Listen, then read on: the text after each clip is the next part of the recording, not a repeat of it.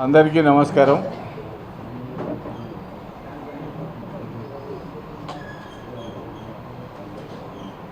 దేశంలో పహల్గాం టూరిస్టుల మీద నరమేధం కొనసాగించిన టెర్రరిస్టులకు వ్యతిరేకంగా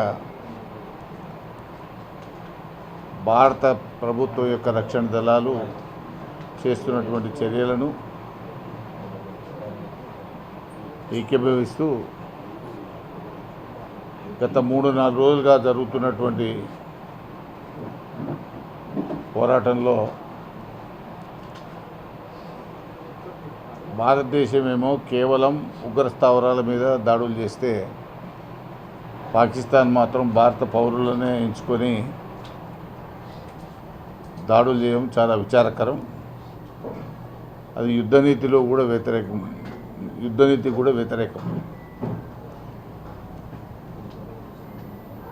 దాదాపుగా పూర్తి స్థాయిలో యుద్ధానికి పోతున్నట్టుగా కనబడతా ఉన్నది. ఏది ఏమైనా సరే భారత ప్రభుత్వం తీసుకునే ప్రతి చర్యను రాజకీయాలకు అతీతంగా అన్ని పార్టీల వారు ప్రతి పౌరుడి యొక్క బాధ్యతగా ప్రభుత్వానికి అండగా నిలుస్తూ ఎప్పుడూ కూడా ఉండేటువంటి ఈ టెర్రరిజాన్ని తుదిముట్టించడానికి భారత్ పైన పాకిస్తాన్ ప్రోత్సహిస్తున్నటువంటి ఉగ్రవాదాన్ని కూకటి వేళ్లతో తీసివేయాలంటే పీఓకేను విలీనం చేసుకోవడం తప్ప, అది మనదిలో భాగమే. అది దాన్ని విముక్తి కలిగించడం తప్ప మరో మార్గం కనబడడం లేదు. ఎట్టి పరిస్థితుల్లో పీఓకేను స్వాధీనం చేసుకొని భవిష్యత్తులో పాకిస్తాన్ ప్రేరేపిత ఉగ్రవాదాన్ని సంపూర్ణ స్థాయిలో అణిచివేయాల్సినటువంటి అవసరం ఉంది. దానికి అంతటికీ భారత పౌరులు అందరూ కూడా సంపూర్ణ సహకారాన్ని అందించాల్సినటువంటి అవసరం ఉంది.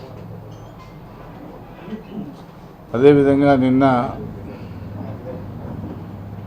తెలుగువాడైనటువంటి వీర జవాన్ మురళీ నాయక్ అమరుడైనటువంటి సందర్భంలో వారికి, వారి కుటుంబ సభ్యులకు తీవ్రమైనటువంటి సంతాపాన్ని తెలియజేస్తా ఉన్నాం. అదేవిధంగా గౌరవ ముఖ్యమంత్రి రేవంత్ రెడ్డి గారు నిన్న ఇచ్చిన పిలుపు మేరకు శాసనమండలి సభ్యులు నాతో పాటు అందరం కూడా 4 రోజుల జీతం నేషనల్ డిఫెన్స్ ఫండ్ కింద ఇవ్వాలనేటువంటి ఆలోచన నాదైతే ప్రకటిస్తున్నాను. మిగతా ఎమ్మెల్సీలకు సంబంధించి మా వైస్ చైర్మన్ గారికి, వివిధ పార్టీలకు సంబంధించిన వాళ్ళతో మాట్లాడి 1 నెల జీతాన్ని నేషనల్ డిఫెన్స్ ఫండ్ కింద ఇవ్వాలనేటువంటి నిర్ణయాన్ని నేను తీసుకోవడం జరిగింది. మా లెజిస్లేటివ్ సెక్రటరీ గారికి కూడా చెప్పడం జరిగింది. మిగతా పార్టీల వాళ్ళతో కూడా మాట్లాడమని నేను కూడా వైస్ చైర్మన్ గారితో మాట్లాడినాను. అదే రకంగా నాకు అందుబాటులో ఉండే మిగతా వాళ్ళతో కూడా మాట్లాడతాను. ఏది ఏమైనప్పటికీ భారతదేశం యొక్క సార్వభౌమత్వాన్ని కాపాడడం మన అందరి యొక్క లక్ష్యం.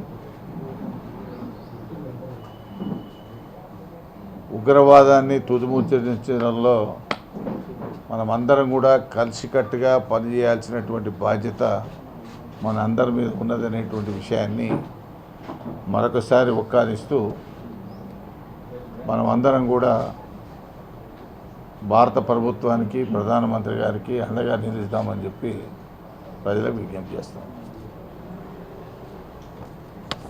ఓకే, ఇంకేమైనా మీరు అడిగితే చెప్పండి. రాహుల్ గాంధీ ఇతర ప్రతిపక్ష నేతలు అత్యవసర పార్లమెంట్ సమావేశాలు ఏర్పాటు చేయాలి, యుద్ధం గురించి చర్చించడానికి ఒకే ఏకపక్ష నిర్ణయాలు తీసుకోవడం సరికాదంటున్నారు.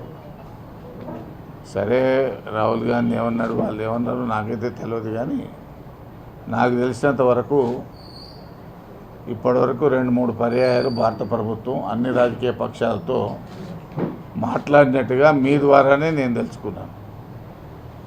పత్రికల్లో వచ్చినటువంటి సందర్భంలో ప్రధానమంత్రి గారు 1-2 సార్లు, రాజ్నాథ్ సింగ్ గారు 1-2 సార్లు ప్రతిపక్ష పార్టీలందరినీ కూడా పిలిచి మాట్లాడి, వారు కూడా నాకు తెలిసినంత వరకు రాహుల్ గాంధీ గారు కూడా ప్రకటన ఇచ్చినారు.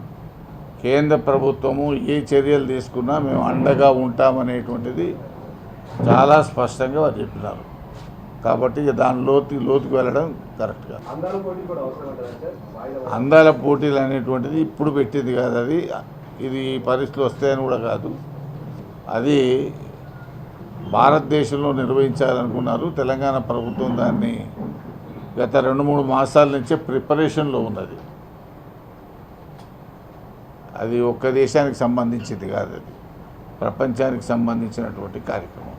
ఉద్యోగ సంఘాలు అంటున్నాయి సార్, మమ్మల్ని బెదిరిస్తున్నారు, మమ్మల్ని దొంగలాగా చూస్తున్నారు రేవంత్ రెడ్డి గారు చెప్పినారు, మీరు మహాత్మ, మీరు కూడా అంతర్భాగము. అధికారంలో అంతర్భాగం ఎవరంటే ఉద్యోగస్తులు.